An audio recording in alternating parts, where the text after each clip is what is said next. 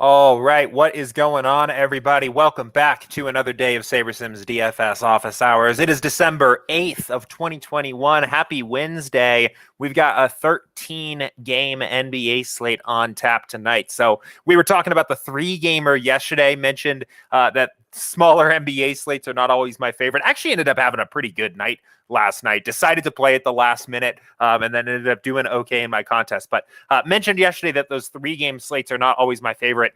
Swinging the exact same opposite direction here today with the 13-gamer. So just like we did yesterday, if you like 13-game slates, if you like these big NBA slates, let me know why in the comments. I think these are actually pretty fun slates to play. I think the field really, really struggles to deal with this large of a player pool and this many games on the slate.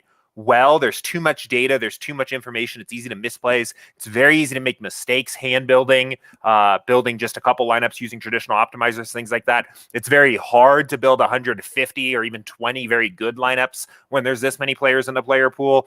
So I like these slates, even though it kind of just feels like total chaos when you're building your lineups. You get some weird stuff going on with these slates too. Like I noticed, we'll probably get I'm over on FanDuel here right now, but we will probably get ownership on some of the more expensive, slightly less well-projected studs. Like just seeing Steph Curry come in at 3% ownership in like a big 150 max contest or something like that always just feels very, very weird. And we definitely get that on these kinds of slates, which gives you a good opportunity to exploit those kinds of things. So anyway, I'm excited for the slate tonight here.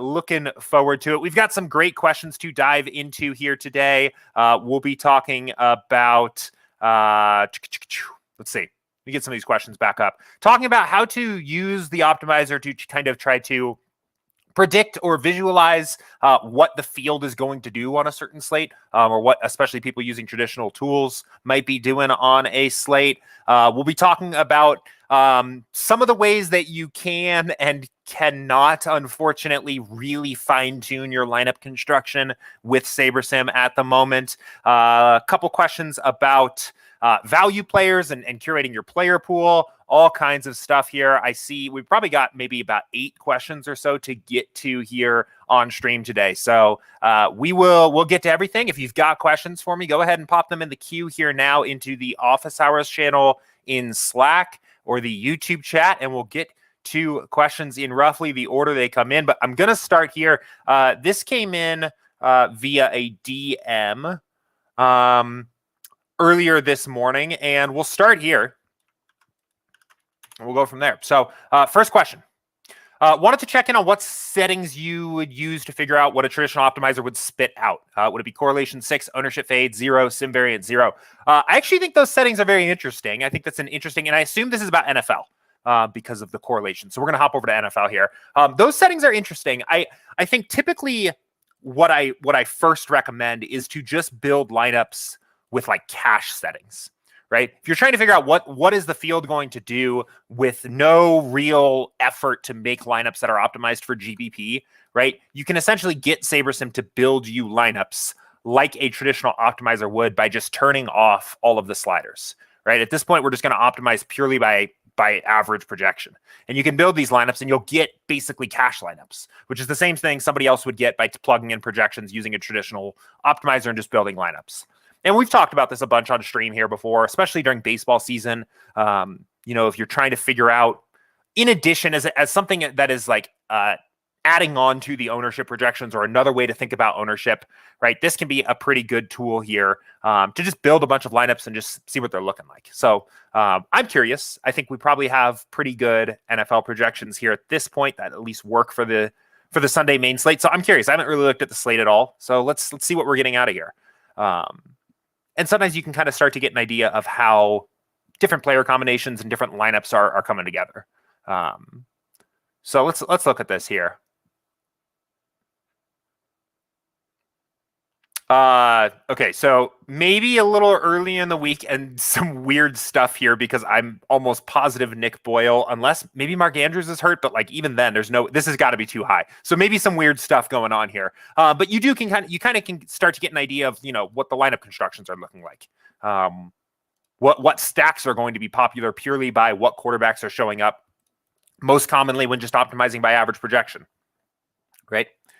Probably going to be a Chiefs are looking like they're probably a pretty chalky stack at the moment. But what was recommended here, like what is listed here, correlation 6, ownership fade 0, sim variance 0, I think is interesting. The idea, like once you move beyond the 0-0-0 sliders, there is this idea of like setting your sliders in a way to try to simulate the slate itself and to actually get, for example, 1,500 lineups that like the field might actually use. And that's where it gets really interesting. And it gets hard because, you know, let's say you're playing 150 max. Let's say you're playing something like this, right? Like the milli or something like that, right?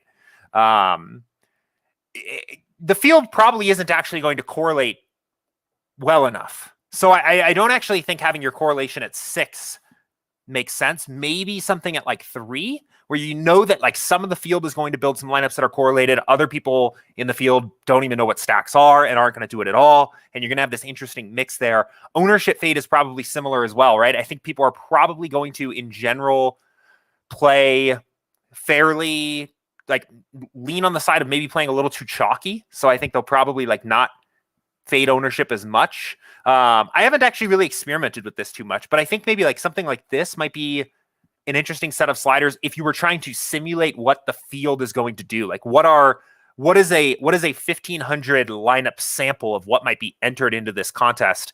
The other thing here is, of course, assuming everybody's using SaberSim projections and ownership, which isn't actually the case.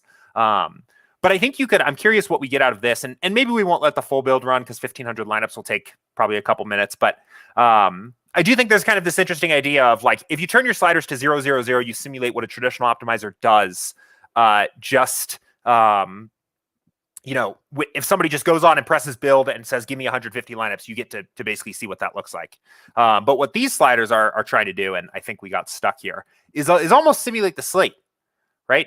And not simulate the slate like the 0-0-10 builds. When we do the 0-0-10 builds, we're simulating actual results of certain players, right? In this case, we're trying to simulate the lineups that people might use. And it's an interesting idea. And honestly, I haven't really gone down this path of trying to do this too much. It is in effect how our ownership projections are generated, is doing something like this. But I don't know. It's really an interesting idea. So maybe we'll let a few of these run. The problem is like you have this spectrum of players in a big contest that are going to vary from very, very soft players to very, very sharp players, and trying to like create a cut out of like a equal sample of what the lineups might look like in the contest you're playing. It's kind of hard because how do you might have the player that's basically just playing a cash lineup, no stack, highly owned plays, all of that. And then you're going to have players that are building like very well leveraged, perfectly correlated lineups. And you're trying to essentially simulate that out. So either way, I think I'm probably taking this question one step too far. The original question says, what settings would you use to figure out what a traditional optimizer would spit out? And the answer to that is 0-0-0 sliders. And that's basically going to mimic what you would get out of a tool where you were just building lineups without making any adjustments or anything like that. Optimized for average projection. But I do think there's an interesting thought experiment here.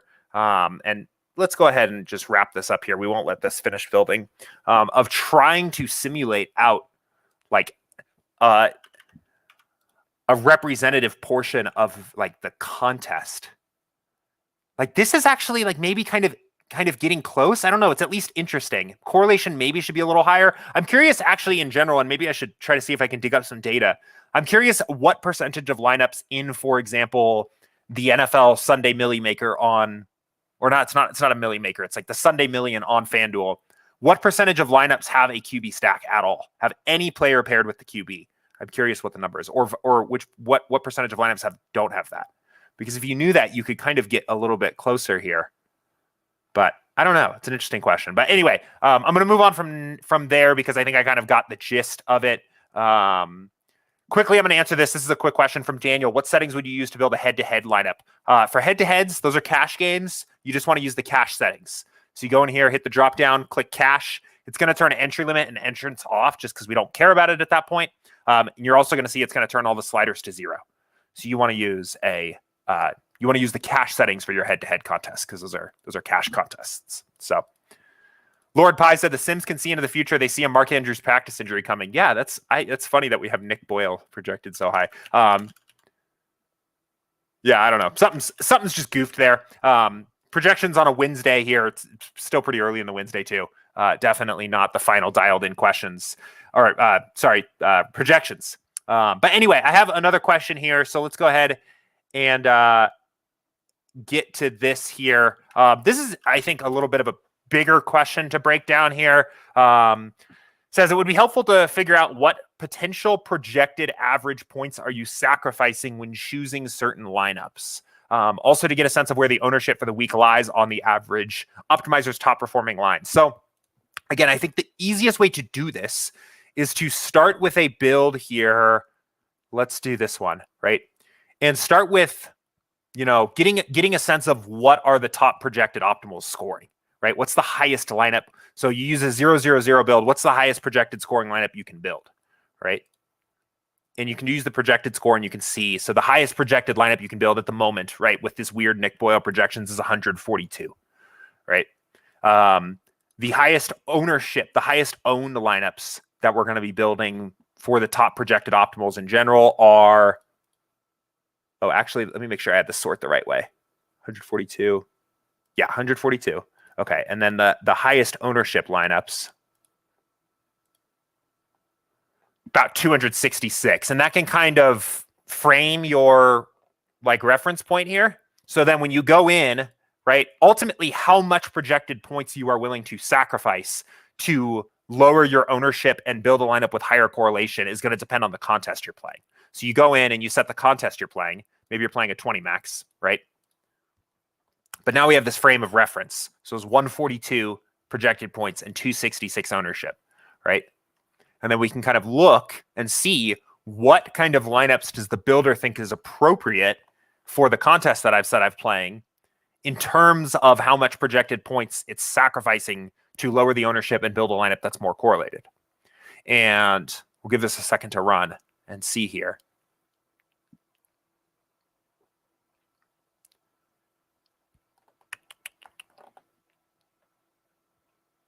Give this just a second here. The NFL builder takes a little bit longer. I've just noticed that NBA one is like a light speed building here. Okay, cool. So now you can see, right? So here we're making a sacrifice of 4 projected points to lower our ownership by 25% ownership sum, right? Similar situation here.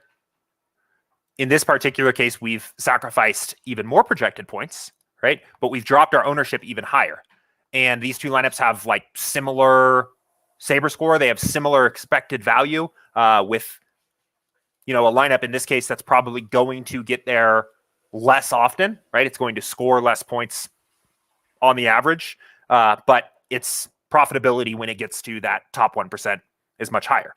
And you can use the sorts here to kind of then frame. So in the first place, we kind of framed the question as for cash lineups, for packing in as many projected points as possible into our lineups, what is the highest amount of projection we can get, and what's the maximum amount of ownership we have in these lineups? You can do the same thing here, right? We treat this pool of 500 lineups as lineups that are viable for the contest that has been chosen, a 20 max from 10 to 50K entrance. And we can kind of see that our ownership can vary from anywhere from, there's a 260% owned lineup here that actually is very similar to projects very similar to a cash lineup, right? That isn't our highest expected value lineup, but it's viable for the contest, right? And our ownership swings all the way into the other direction with a lineup that is as low as 107 percentage points, or 107 projected points with an ownership of 56%, right?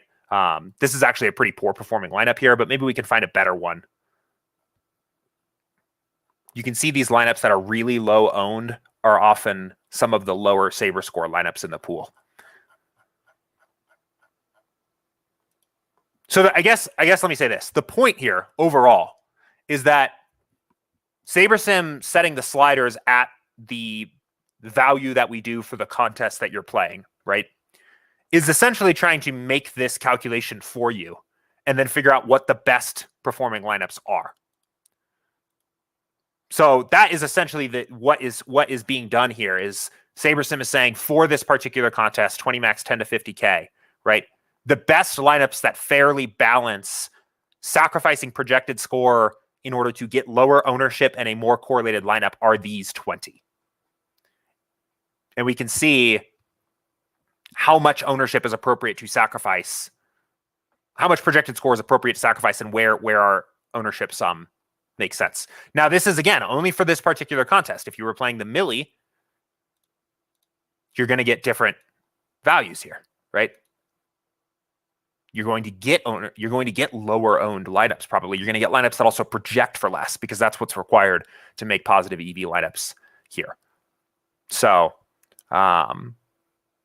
that's kind of the way I would think about it. There's not necessarily, I can't give you a good rule of thumb and say, yeah, you should sacrifice 10% of your projection to get lineups that are more correlated and lower ownership, because it's going to depend a lot on your contest. And it's going to depend a lot on the sport. Sacrificing 10% projection is like meaningless in a sport like baseball. It's a big sacrifice in a sport like basketball. So I would say once you kind of get an idea, you can building a cash lineup before you start building lineups for any single slate, just so you can get an idea of what the optimal is in terms of projected score and ownership, can be really helpful.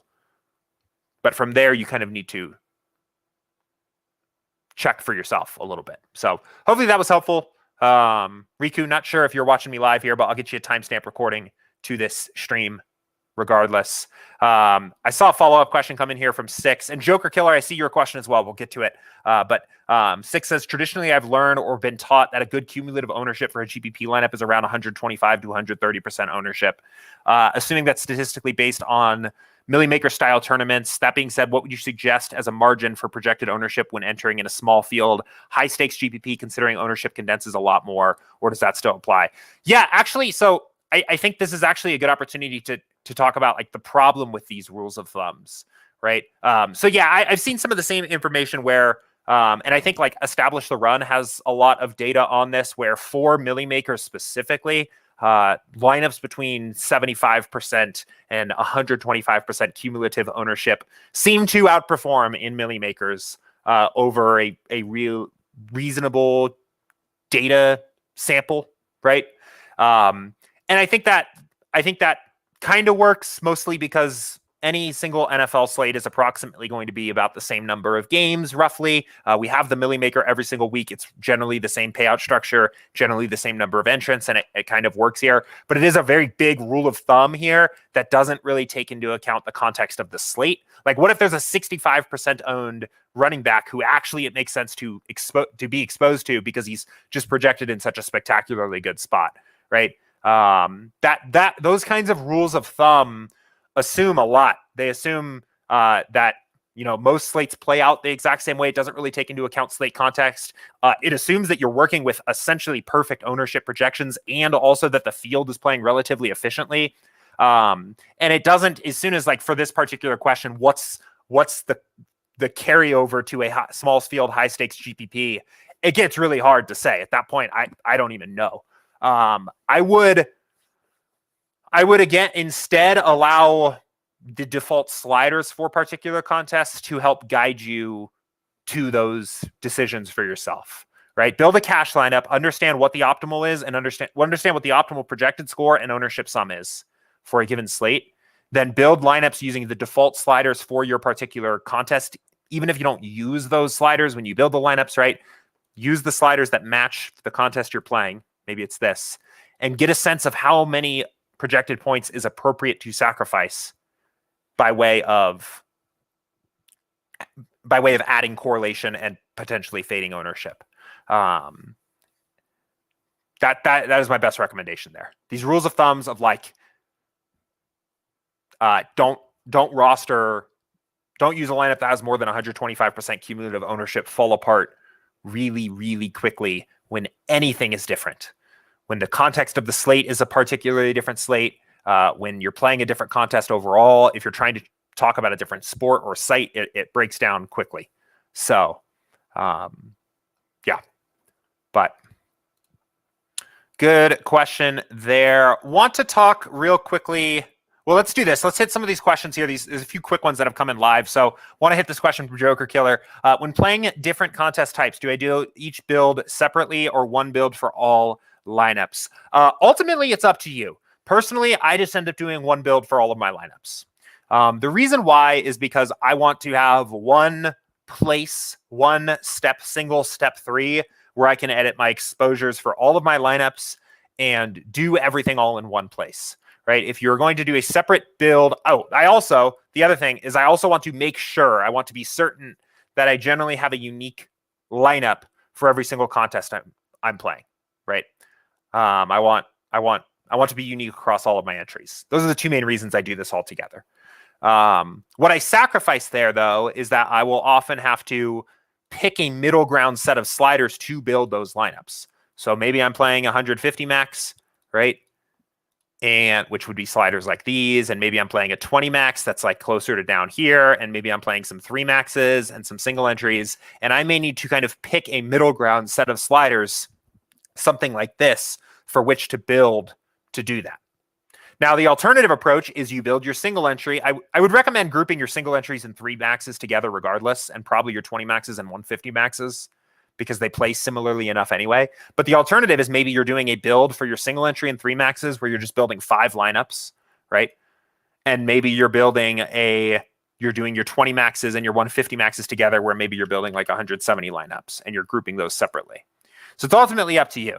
I think in general, I like to always answer these questions by saying, here's the way to think about it. You know, these are the things to weigh, pros and cons. But if you wanted me to just say, just tell me what to do, Jordan, I'd recommend just building everything together. I think it's a lot simpler. I think the advantage, the lower variance you get by playing a unique entry into every single contest within reason, combined with the ease of use of managing all of your exposures in one place and just having one build to manage, outweighs what you potentially give up by using kind of a middle ground set of sliders instead of building lineups on all the perfect slider settings for your contest. So that's the way I like to think about it. But let me know if you have any questions about that. 6 said, appreciate the idea. Let SaberSim do the work. Yeah, it's just my take. Like, I think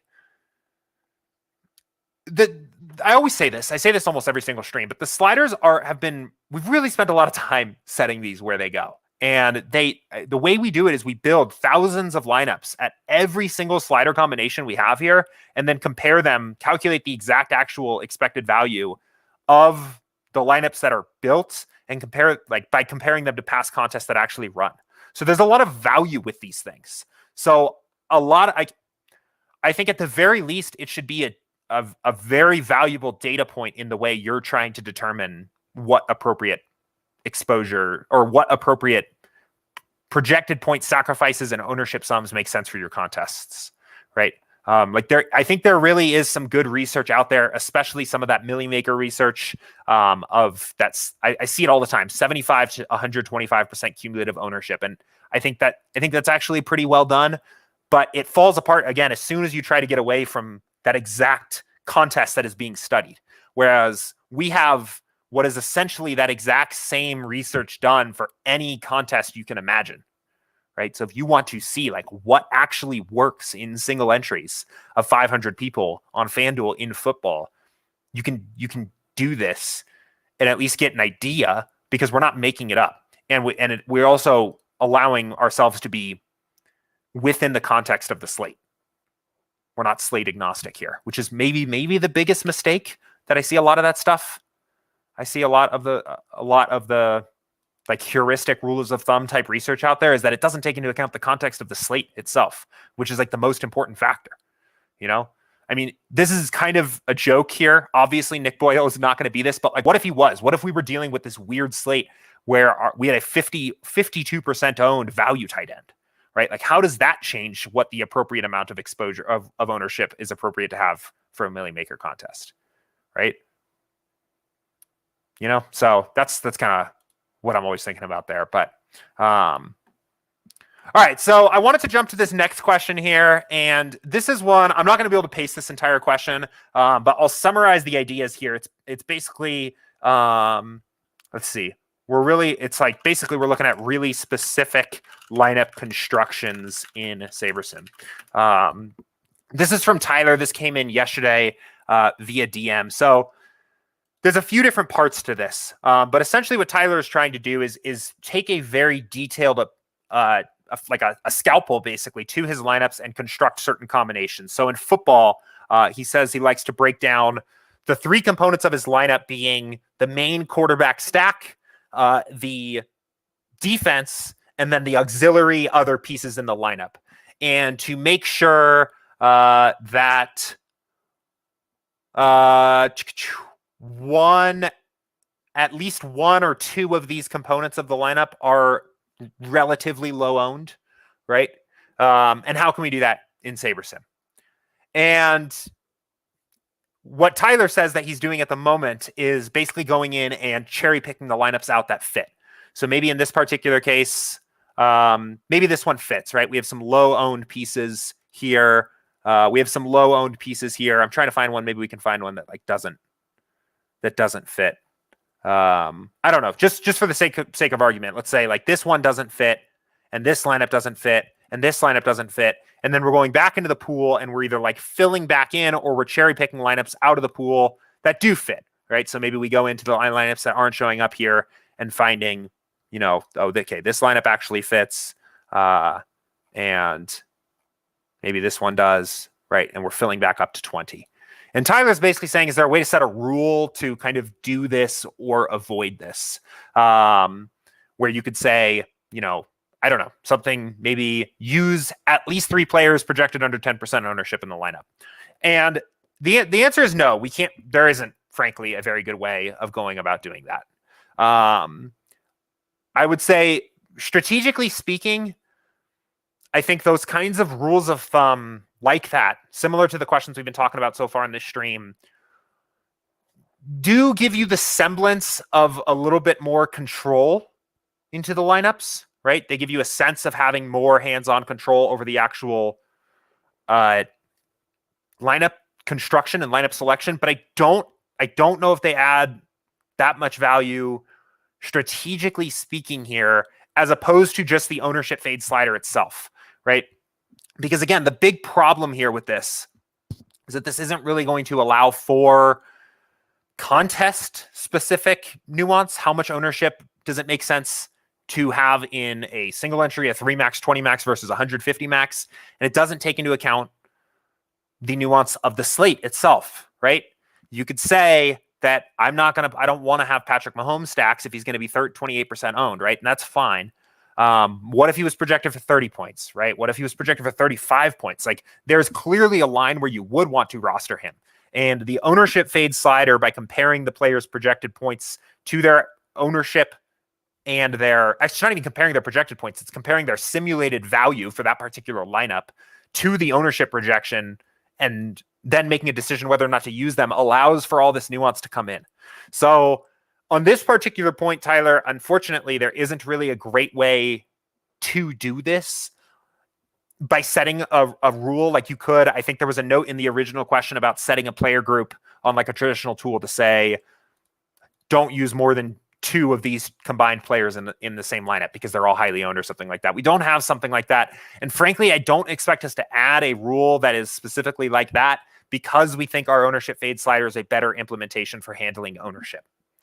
The second component of this question here, I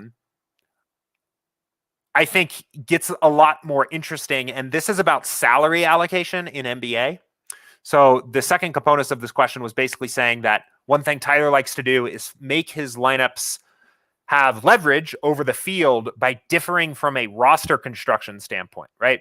And on a 13-game slate, might be a little tough to visualize this, but the idea is basically, let's say on a particular slate that there are a lot of studs ruled out. Maybe you have a lot of guards on the slate. A lot of expensive guards are ruled out. And what you end up having is you have this, you have all the value open up on the slate at the guard positions, and you have very chalky lineup constructions, not so much chalky players, but chalky constructions that feature low salary usage at the guard positions and higher salary usage at the forward and center positions, right? And you maybe the chalky construction is a studs and duds kind of, or a stars and scrubs kind of lineup, right? Where you're building lineups that way. And what Tyler wants to do is vary his lineup construction so he's using builds that are more balanced, right? And maybe on a different tool, you might be saying use at least 5 players between $6,000 and $9,000 salary or something like that. And that could force lineup constructions to be a certain salary construction, right? You're not differing necessarily just on your players that are in the lineup. You're differing on the construction. You're getting to a construction of players that is going to be fairly unique. I think this is a great idea. I think strategically, this is an awesome idea. I have experimented with this before, doing things hand-built. But the unfortunate answer is that at the moment, there really isn't going to be a better approach to getting this done in your lineups than, again, kind of cherry picking them with the checking in and out lineups tool. And I know that's not really the most satisfying answer here. I will say, I'll kind of wrap this particular question up by saying one of the most important things that we want to add to the app as we move forward is giving more control over your lineup selection process here in step 3.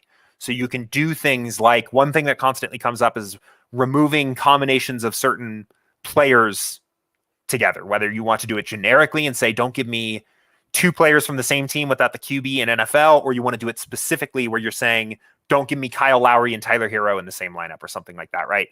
We want to add that. I think adding something to give you more control over what kind of salary usage is in the lineups would be pretty cool as well.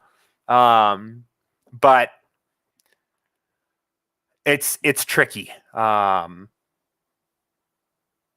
think that's, I think that's something we would like to do. I think this varying your lineup construction in NBA especially can be a pretty cool strategy, but there's frankly just not a great way to do it in the app at the moment, beyond, again, just going through and looking at your lineups and making sure that those certain combinations are showing up here. So, yeah. So, Tyler, not sure if you are watching me live here. I realize that maybe it's not the most satisfying answer to your question, but I think there's interesting ideas here, some things that we could add in the future to the app. But yeah, anyway, good question. Okay, I'm going to move us along here for now, get to some of these questions that came in the Office Hours channel in Slack here, and we'll go from there. These are a couple questions that came in yesterday, so we'll hit these real quick. From Stayed Up Too Late. Quick question. So I'm doing better with cash, just doing head-to-heads. If I want to enter my cash lineup in one tournament on DK or FanDuel, what should I look for? $1 single entry. That is not a positive EV strategy. That is bad advice that you hear often from people, and the reason you hear it is like mostly FOMO. Like, people think, what if this lineup has a ceiling outcome and I miss the opportunity to capitalize on it? The reality is, though, is that a cash lineup is pretty much never going to be profitable or positive EV over the long term played into a tournament. So frankly, I would agree with Shady Advice's advice, which is actually, again, I think Ross always makes the joke, generally sound advice. He said, I would never enter a cash line in a GPP. That's probably the best advice there. It's not a positive EV move to do that. The equivalent line of thinking there would be, I should always enter my lineup into the biggest GPP of the night, because what if, even if you're playing tournaments, I should always enter my single entry lineup into the biggest GPP contest of that night, because what if it has that top 0.1% outcome? But the reality is that lineup isn't optimized for that contest, and its equity in that contest is much lower. So, yeah. And then a question from Joker here. About max exposure, is it a good idea to set max exposure to say 70% or leave it at 100%? That's up to you. That's up to your risk tolerance for the slate, right? The lower, when you bring your max exposure lower, you're going to spread out more. You're going to have a wider player pool. You're going to have less exposure to your highest owned plays on the slate. You are probably going to sacrifice some upside, maybe some ROI, to have lower variance and to have like a greater percent overall of your lineups or any of your lineups to cash or have a decent score, right? As you condense your player pool, you are increasing your raw upside, most likely, provided that you're doing so on the best plays. But you're making your lineups much higher variance as well. You're giving yourself a much higher chance of just bricking the slate completely. So I would typically recommend to just leave this max exposure at 100 because the size of your player pool and the exposure you have to certain players on a slate is going to be well set for the contest that you say you're playing here, because the biggest slider that influences that is sim variance, right? Sim variance is ultimately the slider that has the greatest impact on how many players do you have in your pool, what's your exposure to certain players in the pool. So I would say leave it at 100, and then you can fine tune things here in step 3, right? Like maybe you don't want 100% exposure to Jokic, and maybe you want that to be like 70%. But you're okay having 100% exposure to like a very strong value play, like Karis LeVert or Derek Jones. Same thing. Maybe you don't want 100% exposure like to James Harden. This is often how I end up thinking about these, is that I'm okay having very high exposure to very well projected value plays in NBA, but less so on studs that, really are not much higher projected than other players at their similar projection or salary range. So you can do something like that. That would be my approach, is avoid using the kind of blunt tool of this and adjust it in step 3. And know what you're doing, right? This is not, I think one thing I actually should say this is important. Adjusting your exposures in general, in a very general sense, is typically not a strategic move. It's not like a game theory move. You can do so in a way that is kind of more strategic, right? You could say that from you want to get leverage on the field by making a stand and being under on Karis LeVert, right? That can be somewhat strategic. But in general, quality controlling your exposures and reducing your exposure to certain players here in step 3 is more about differentiation and more about lowering your variance.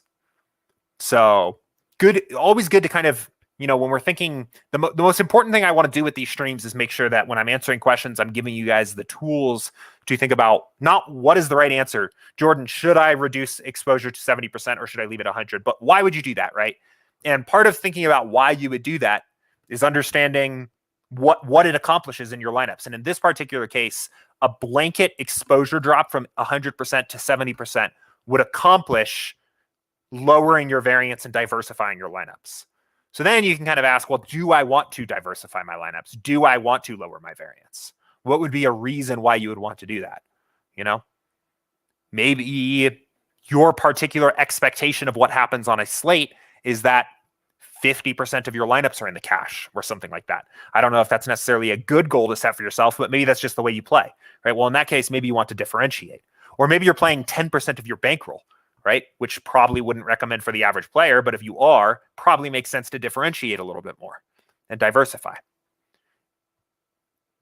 If you told me you're playing 0.5% of your bankroll and you are purely playing live event qualifiers, well, I might recommend you to take some actions that increase your raw upside and don't really care about the differentiation or diversification for those contests because you're shooting for the mood. You're shooting for first or last.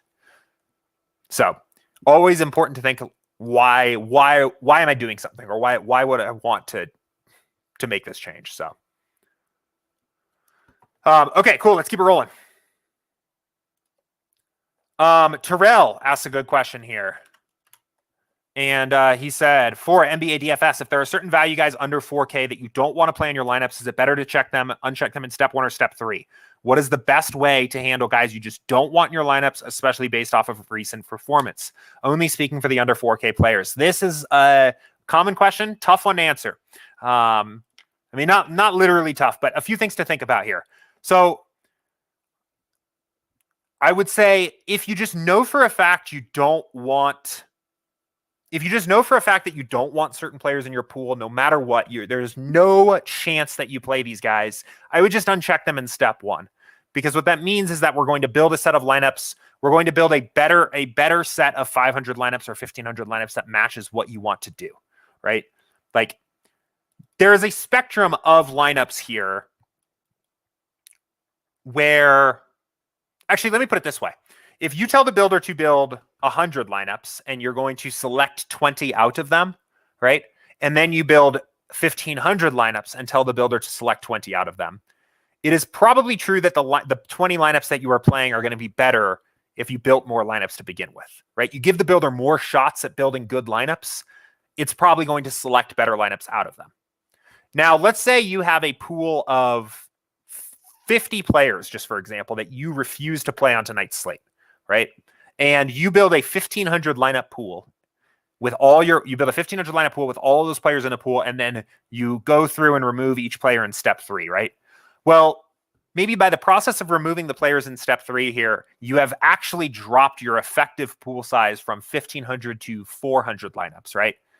In some ways, you may have degraded the quality of the lineups you actually end up playing because you have removed otherwise good lineups from your pool purely by the fact that there are just players in them that you don't want to play. So from that perspective, it makes sense to make the value of the lineups in your pool just a higher quality lineup overall. I think it makes sense to remove players in step 1. Now, the overall problem you get with that, though, is that if you don't at least check and I think if you don't at least just build one set of lineups without touching a thing and just seeing what you're getting, you might end up leaking bias into your process and making a mistake. And I think in this particular question, since you mentioned recent performance, it really makes me, it definitely makes me think that there's like maybe a recency bias concern there, right? Karis LeVert is a good example. And I know he had a good game the last time he went out, but he was a guy that had been kind of disappointing pretty much every slate that he's been jockeying so far this season.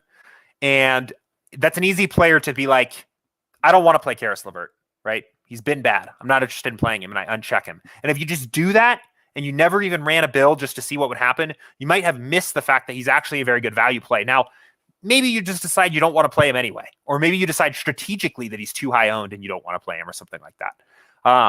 But removing players from your pool in step 1 is a very brute force,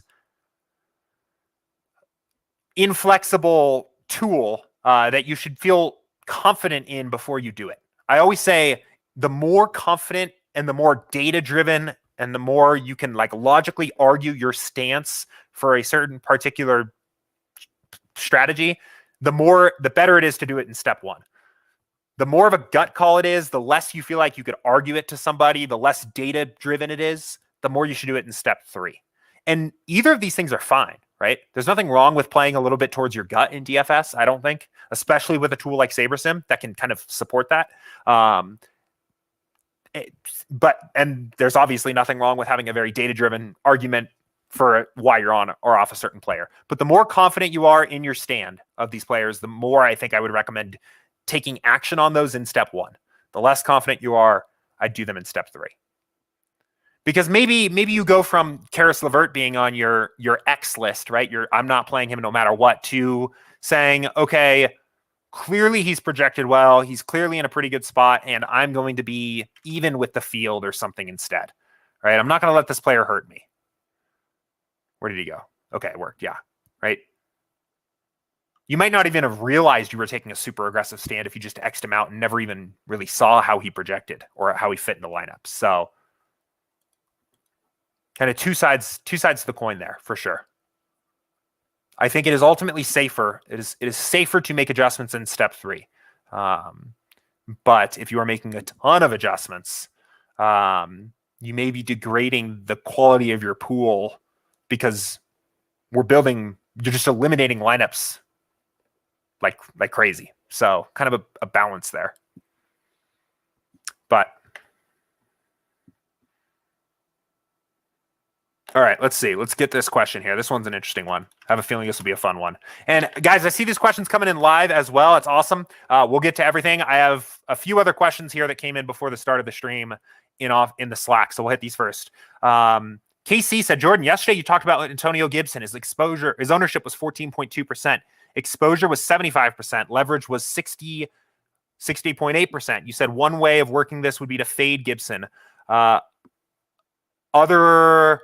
Another in a video, you said to fade negatively leveraged players and go up on exposure to positively owned players, such as going 50% on a player that is 10% owned and around 25% leverage. Can you explain the difference in opinion?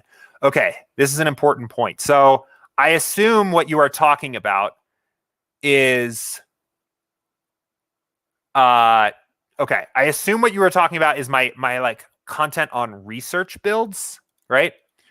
So let's jump back here.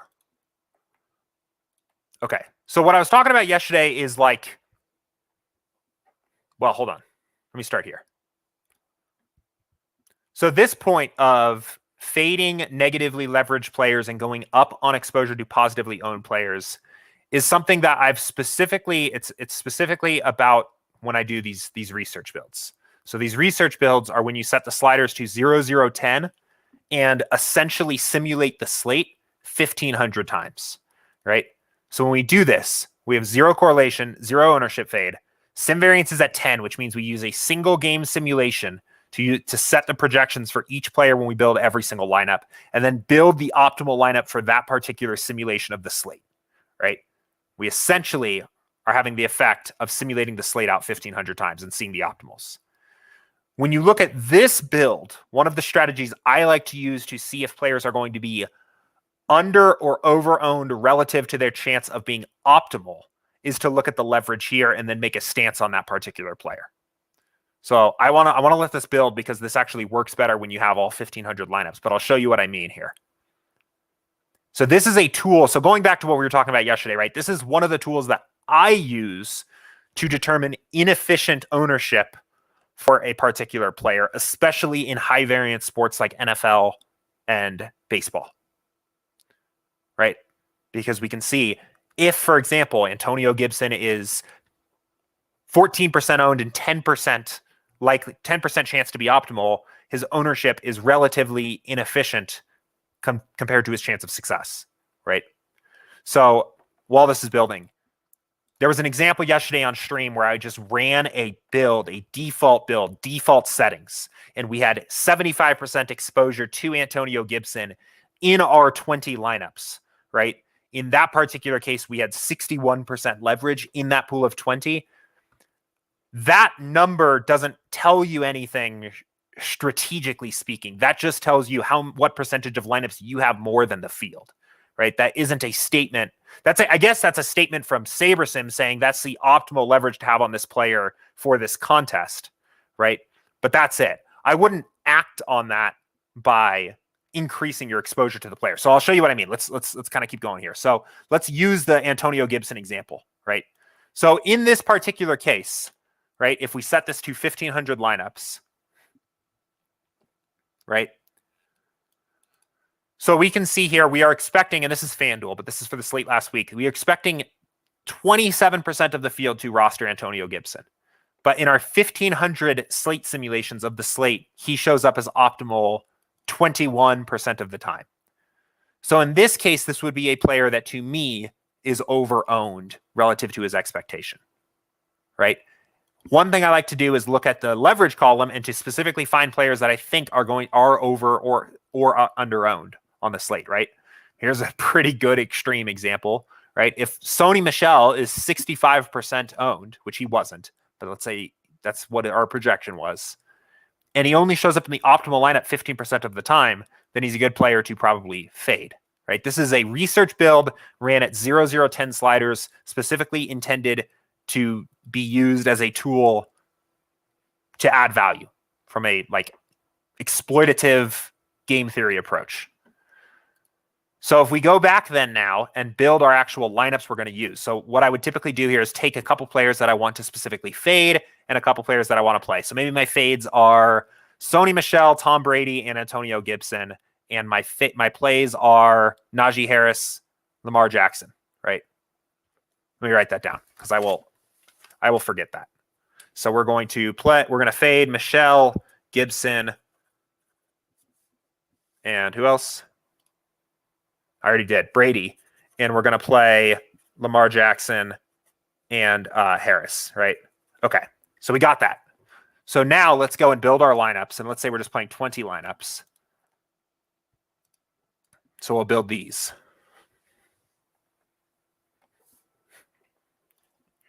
And we'll see what we get here.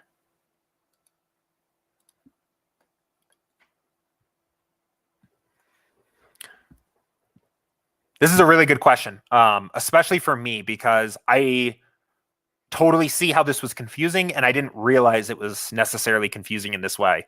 And I bet I managed to confuse a few other folks as well. So again, two different builds here, right? One is a research build. It's a tool to identify inefficiencies in the ownership. The other is the actual build I'm going to use for my lineups. So when this build is complete now, right, we're going to see certain exposures to these players. And for example, we look at Antonio Gibson, and basically what we're getting out of here, what we're seeing here is that SaberSim is saying if you're playing 20 entries in this 20 max over 50K people, right, that despite the fact that he is owned 26.6% of the time, it still makes sense to be over the field by 33 points of projection of 33 percentage points, right? But from my particular research, I think it's going to be inefficient ownership on Gibson. So I want to be under the field, and maybe I want to be 10% exposed to Gibson, right? Now this leverage column, right, is different now. It's a different kind of number. It represents something different. It's what percentage of your lineups are you going to have more than the field does on this particular player just in this set of 20. And we could do this with the other players in the pool too. So I want to be under the field on Brady, and maybe I want to be a little bit more under the field than that. I want to be maybe for Michelle, because it was such a high negative leverage, maybe I do a pure fade of Michelle, and then I can go get those guys that I wanted to be over the field on. So maybe I want 20% Lamar Jackson stacks, right? And maybe I want some Najee Harris, maybe 15% Najee Harris, right? So there we go. And that's what I've kind of done there. So what is very much not what I'm recommending to do is to just build your lineups, right? To just build the lineups that you're actually going to use, and then say, oh, I have 73% Matthew Stafford is my highest leverage play, so I should increase my exposure to him, right? All that is doing is just increasing your risk, really. It's increasing your variance and increasing your potential upside, but you're basically just like going all in on a player because you are already overexposed to him. So they're very different like calculations here, very different purposes. So hopefully that kind of helps clear that up. Question from Devin here. He said, how does smart randomness work for MMA? What is the formula in terms of what percentage does it change for each point 1 through 10 of the slider? Okay, so I don't know the exact percentages for MMA, since we don't have sims at the moment for MMA. It is basically just assuming a normal distribution for the player, for the fighter, which is, again, admittedly a bad assumption. That's not a good assumption, but we're assuming a perfect bell curve, and the higher your smart randomness slider is, the wider the standard deviation of that bell curve. So the bigger it gets spread out, basically, is how it works at the moment. So you have a much wider range of outcomes at 9 or 10. You have a much more narrow range of outcomes at 0 or 1. I've cooled a little bit. I haven't been playing as much MMA DFS recently, but when I was just playing very high smart randomness settings, because I think it's just a very high variance sport where a fighter's realistic floor and ceiling are wildly far apart anyway. So I was just cranking it up, was my approach. But ultimately, we have kind of like a set of MMA sims in like a bug testing kind of QA type mode at the moment that we want to roll out. At that point, we'll switch smart randomness over to sim variance in the same way we do for other sports. And I think the quality on the MMA product will probably get a lot better than at that point as well. But so, all right, awesome. Let's knock out some questions that have come in here in chat. Nancy Drew Guy says, should you play one cash lineup in many different cash contests or multiple different lineups in many different cash contests? I would recommend just playing one cash lineup most of the time.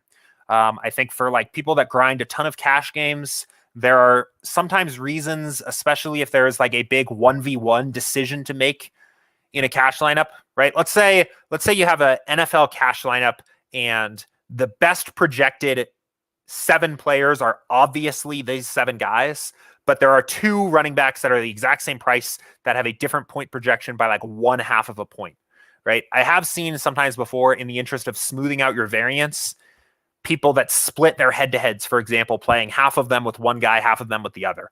But I think on average, it just makes most sense to just play one single cash lineup. And the way you ultimately differentiate in cash, right? The reason we want to play a lot of different lineups in GPPs is, first of all, a lot of different kinds of lineups can have similar expected value, right? But secondly, it's differentiation, right? You don't necessarily, if you're playing $200 a night, you don't want to be $200 all in on one lineup necessarily. You want to spread out, right? For cash games, the way you get your differentiation, the way you get the effect of spreading out is via your opponents. So you go and seek out a wide variety of different opponents in your head-to-heads, right? And then the same lineup will get exposed via head-to-heads to a lot of different lineups, and you'll get some differentiation there. You'll smooth out your variance that way, right? If you have a 30 percentile lineup, you'll get paid out in roughly 30% of your head-to-heads. So, but typically just one cash lineup because you're trying to play the optimal. You're trying to play the best possible lineup you can, the highest average expectation lineup possible. So.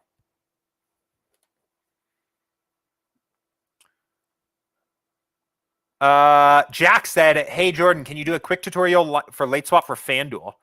Do I block the games that were already played and then late swap or does late swap already take that into account? You don't have to do anything like that. Late swap will take all of that into account. I think I have some entries reserved for FanDuel already, so let me go ahead and grab those.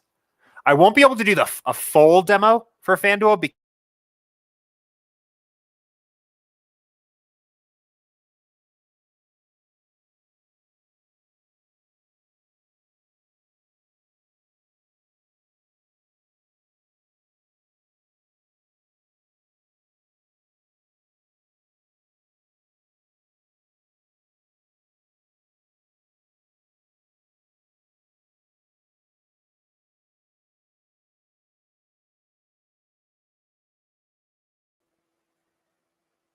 all right.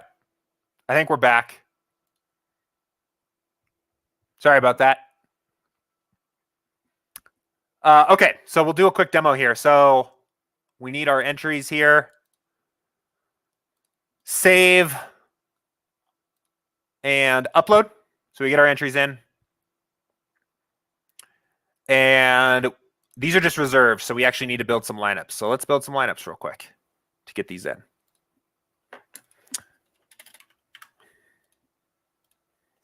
Okay, so we'll build these real quickly here. While this is building, you don't need to manually go X players out or X games out or lock players in or anything like that. SaberSim automates all of that for you. In fact, you will probably end up messing something up if you start doing stuff like that. So we'll get our lineups. This is good for me anyway, so I'll make sure I have some lineups in here. And we'll just do a unique fill for now. Download entries. Upload. So we get these in. Okay, so now it's time to late swap, right? So we'll go back to the entries tab, right? Always good. Update your projections. Make sure you have the most recent projections. Maybe somebody's gotten ruled out. Maybe it's 8 o'clock Eastern now and you're late swapping, right? This is all you have to do. All you need to do is click swap, late swap 174, and let this rebuild. This is going to do all the busy work of making sure that the players that are supposed to still be in the lineups are in the lineups. the players that you want to swap are swapped. All of this is automated here by just doing this. And then we'll let this build here.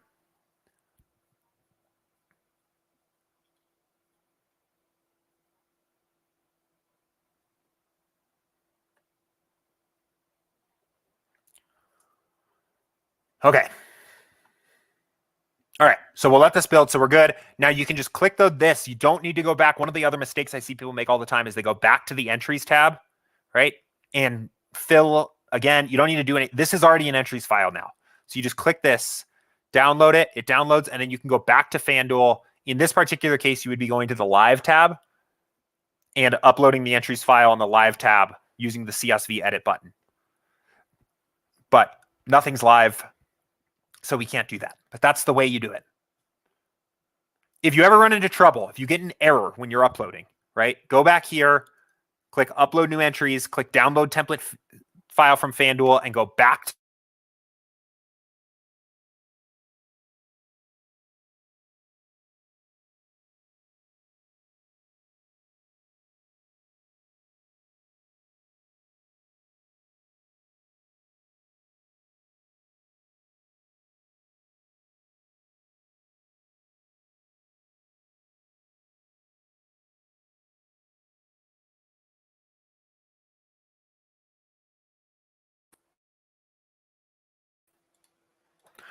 All right. Well, I apologize. Clearly having some internet problems here today. Sorry about that. Maybe I need to do an internet upgrade. I don't know. I never seem to have any problems with the internet except for when I'm on stream. But maybe that's part of the problem. I don't know. Comcast is kind of letting me down here. So apologize for the couple blips with the internet. We'll see if we can get through the rest of the stream without running into any issues here. Anyway, we'll keep it rolling. We have a few more questions here. Actually, we have quite a few questions here still to hit. So we'll hit these questions that are in YouTube chat here. This is from Six. Said, I watched your video on building high upside NFL lineups, and it was informative, but it brought up a question pertaining to the correlation column when you click on an individual player. When reversing the correlation column to try and leverage ownership on a specific player, I'm curious on your thoughts on the threshold for negative correlation. For example, Travis Kelce is considered highly correlated with Mahomes at a 0.34, but Tyreek Hill is the most negatively correlated at 0.12. Just trying to gauge a range to target when refining stacks. I hope that made sense with other Chiefs catchers. Just trying to gauge a range. Okay. Just trying to gauge a target when refining stacks. Yeah, it does make sense. So this is another thing that comes up in my research build. So we'll talk about this real quick. So let's go back to the research build. That is... Did we do it here? Hang on. Man, now I'm paranoid that my internet is going down all the time. I keep glancing back at the stream. Really sorry about that. Let me find the research build. Dang, where did it go?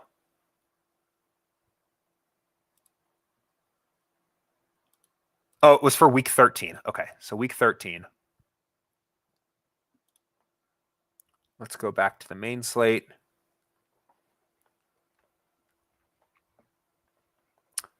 And look at this here. So if you're curious what we're talking about here, I'll mention real quickly. This is basically a question about something I showed off in this particular video. In our NFL course, it is the last lesson in the course. It is an hour-long video of me recording my NFL DFS process. And what we need to do this here is a research build of a 0010 research build. So I think this is it. Yes. Okay.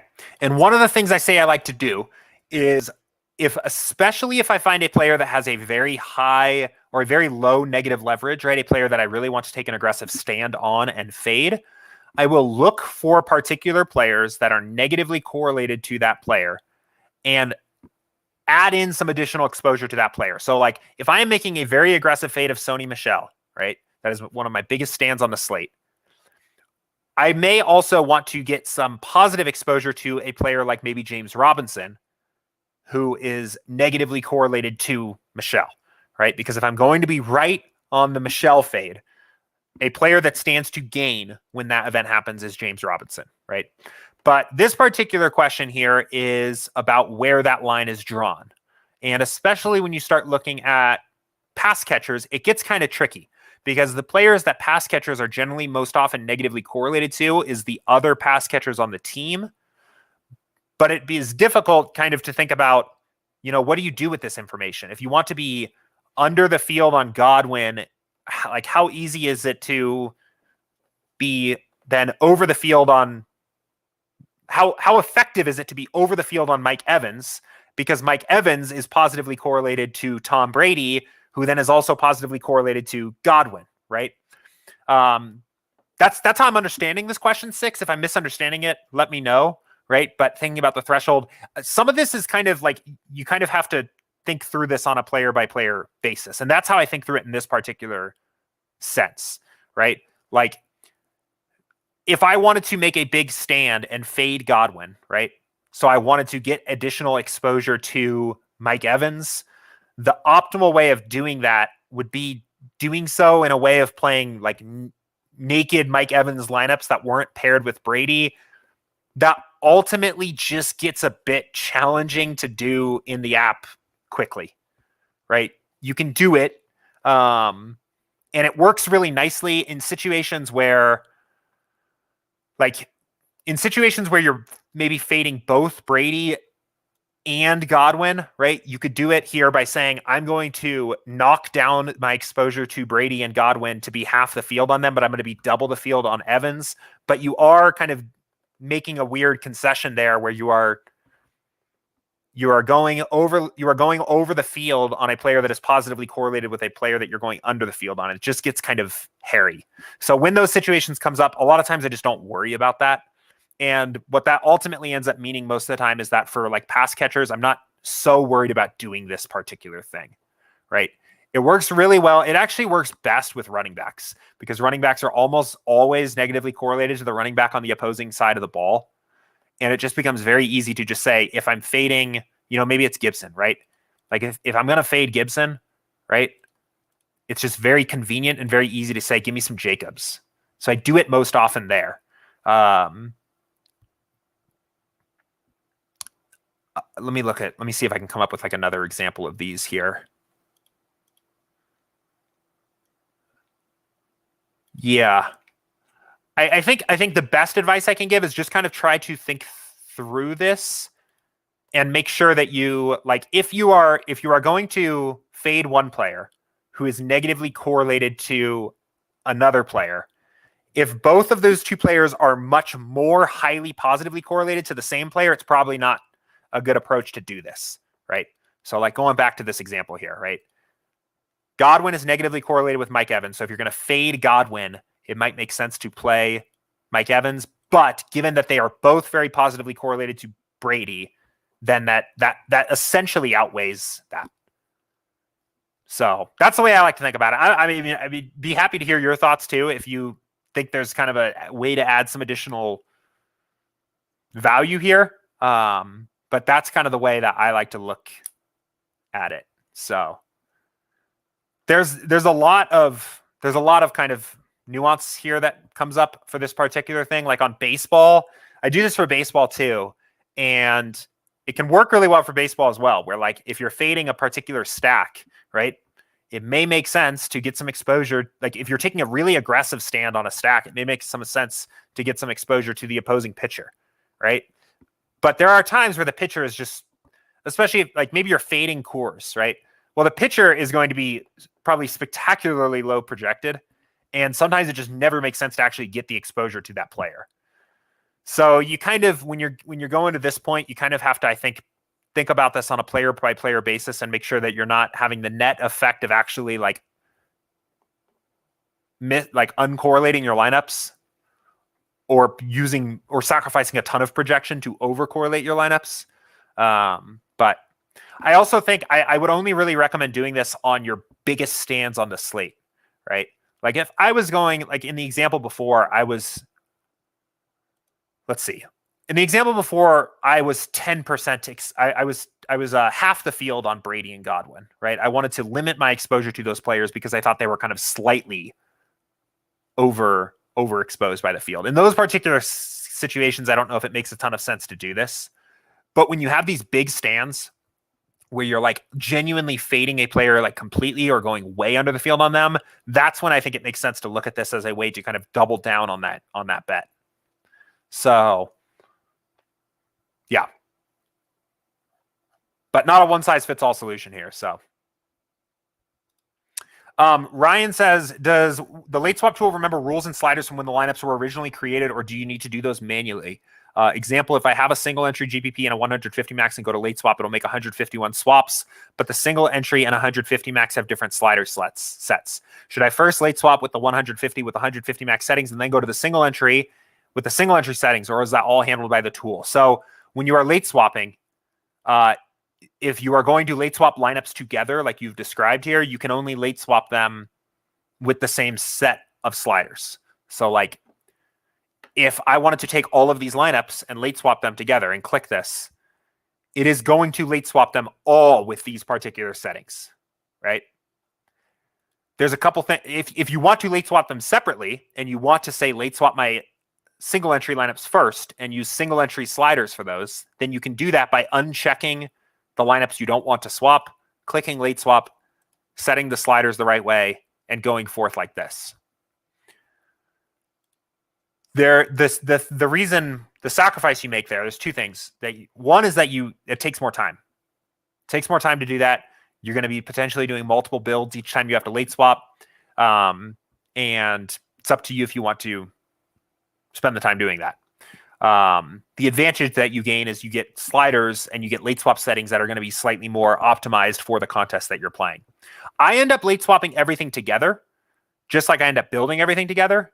And we'll pick sliders that kind of approximate roughly close to in between everything that I'm playing. The reason being that there's most of the field doesn't even bother to late swap anyway, and the people that do aren't really doing it very well. And I think there's enough of an edge capitalizing on news that breaks halfway through the slate and just getting some of the best new plays into your lineups that far outweighs whatever slight inefficiency there is of using sliders that aren't perfectly optimized to your contest. So I just late swap everything together. But if you want to do it separately, there's nothing wrong with that. You are going to be slightly more optimized in terms of your build settings. And you'll just want to only check the lineups that you want to swap for that particular build. So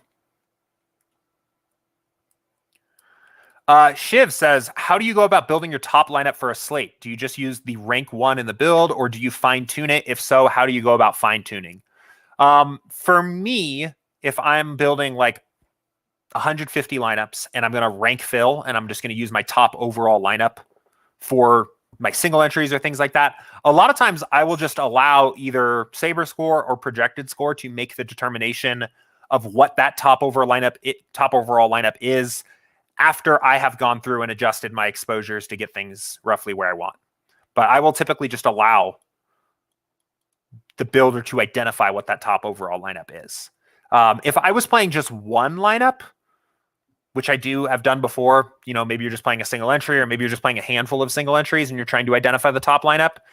In that particular case, because I have kind of the time and can afford to go and pick the exact lineup I want to use, a lot of times what I will do is I'll do a build that looks like something like this. So maybe I'm just playing maybe I'm playing just a single lineup for tonight, or just a handful of lineups. What I often like to do, I'll show you in a second here, is, hang on. Okay, so what I will do is I will set this to like 1, and I'll deselect this, say no, and then I'll just look at my pool. Sometimes even just like bring this all the way over here, and I will check in lineups that I'm interested in potentially playing.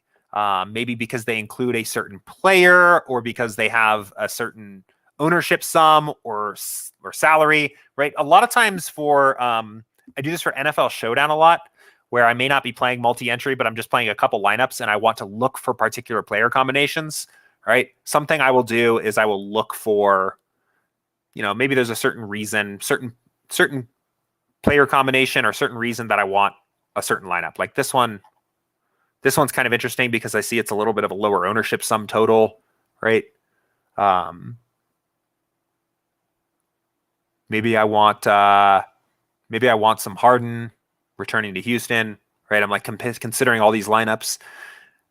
And then I go back and I look at, once I've kind of decided a few that I'm interested in playing, right? Then I can go here and kind of narrow down and say, okay, between these options, what's actually my favorite one? And maybe it's this one, right? Because it has Harden and it's a little bit of lower ownership sum. So maybe I uncheck the others and I have my one lineup I'm playing for the slate selected. That's like really something I do specifically when I'm only playing a single lineup for a slate.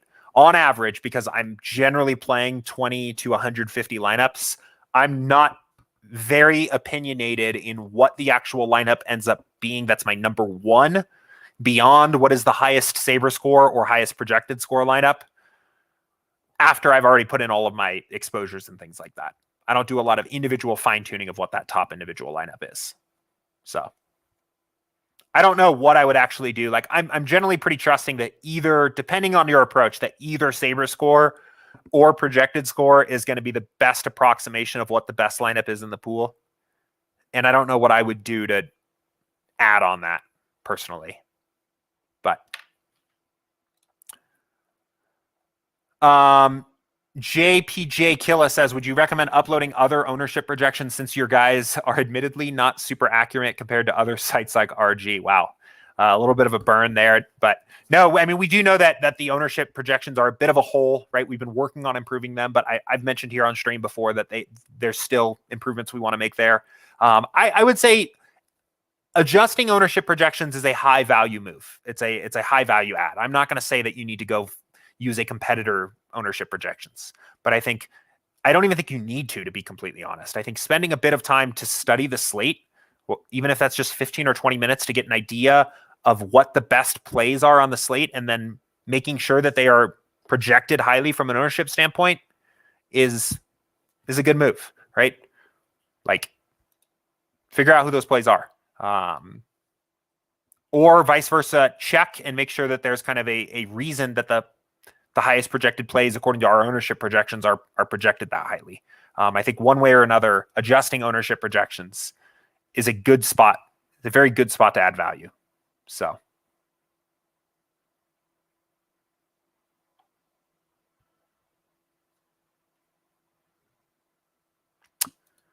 Cool. I think that's it. I don't see any other questions in the queue. We're about at an hour and 15 minutes anyway here, so quite a long stream here today. Thank you to everybody that asked questions, whether you were popping them into YouTube chat or the Office Hours channel in Slack or emailing them in. We had a lot of fun things to talk about here today. We will, of course, be right back here again tomorrow at 2 p.m. Eastern. So as you navigate this 13-game slate tonight, as you start maybe thinking ahead to NFL main slate, NFL showdown tomorrow, maybe you're playing some NHL DFS. If you have questions for me when you're going through any of that stuff, pop it into the Office Hours channel in Slack, email us, support@sabersim.com, and we will get to it tomorrow. In the meantime, good luck in your contest tonight. Enjoy the rest of your Wednesday. We'll see you guys then. See ya.